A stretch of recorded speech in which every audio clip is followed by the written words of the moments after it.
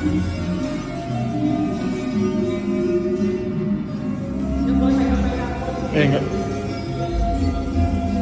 Ya, selamat datang di ruangan Bengawan Solo. Jadi ruangan ini menceritakan bagaimana sih proses produksi rekaman pada waktu itu di Lokananta. Tapi kok namanya Bengawan Solo? Karena proses produksi rekaman itu diibaratkan sepanjang sungai Bengawan Solo. Dan juga sebagai bentuk penghormatan atau tribut untuk bapak yang ada di sini. Mungkin ada yang mengenali gambar siapa? Gesang. Gesang, benar sekali. Dari lagu.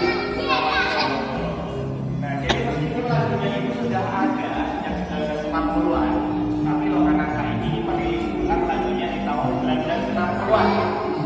Gimana? Dengerin dulu. Ya, jadi itu lagu juga.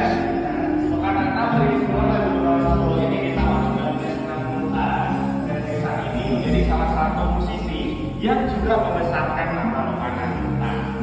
Nah, untuk proses produksi rekamannya sendiri itu diawali dengan proses rekaman ya.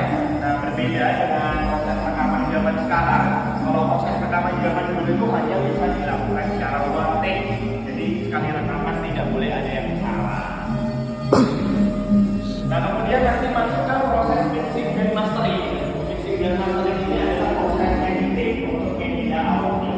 Nah, biasanya untuk menyelaraskan antara instrumen yang satu dengan instrumen lainnya atau instrumen dengan vokalnya. Jadi nanti jadi satu kesatuan lagu yang utuh. Nah, kemudian setelah itu akan didapat mastering atau remaster yang kita tadi lihat di ruangan diskografi. Nah, kemudian ada perbedaan proses antara produksi piringan hitam dan juga publikasi kaset ya. Nah, untuk publikasi kaset sendiri lebih sederhana. Yang pertama cuma remasternya ditaruh di atas mesinnya. Nanti dalam satu kali proses produksi bisa menghasilkan 3 kaset sekaligus seperti ini. Yang tadi mesinnya ada di ruangan piring masak.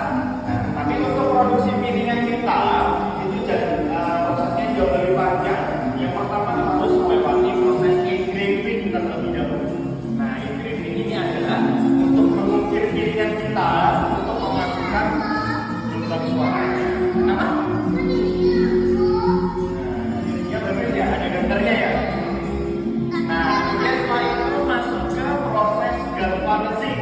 Nah, galvanizing ini adalah pencucian piringan hitam dengan cairan kimia. Jadi nanti salah satu fungsinya agar nanti piringan hitamnya itu tidak mudah berkarat. Ya, silakan. Ada yang baru bergabung dan kakak yang baru bergabung, selamat datang di ruangan Bengawan Solo. Ya, selamat datang di ruangan Bengawan Solo. Saya izin melanjutkan. Nah, proses galvanizing ini memang dilakukan di sebuah kolam. Kolamnya berbentuk lingkaran seperti ini. Dan sebenarnya kolamnya itu terletak di tengah-tengah bangunan ini, teman-teman. Yang sekarang jadi taman yang ada rumputnya. Nah, memang kolamnya sudah tidak ada lagi karena untuk menyesuaikan fungsinya yang sekarang.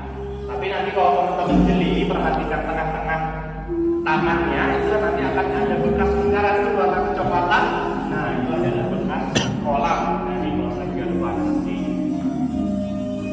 Dan kemudian masuk ke proses pressing atau pencetakan piringan hitam dengan alat yang disebut master molding atau cetakannya.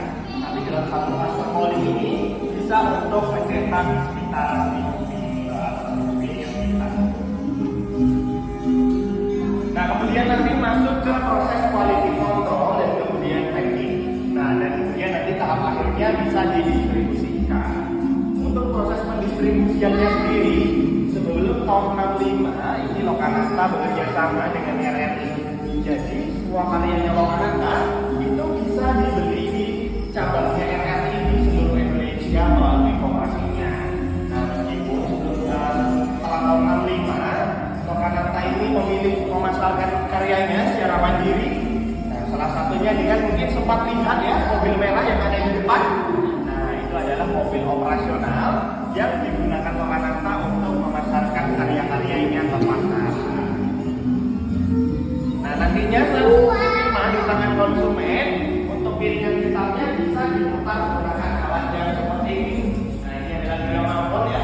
Alatnya masih ramah lingkungan karena tidak pakai listrik sama sekali. Jadi nanti cara kerjanya jarumnya diturunkan setelah piringan hitamnya di atas mesinnya. tahapannya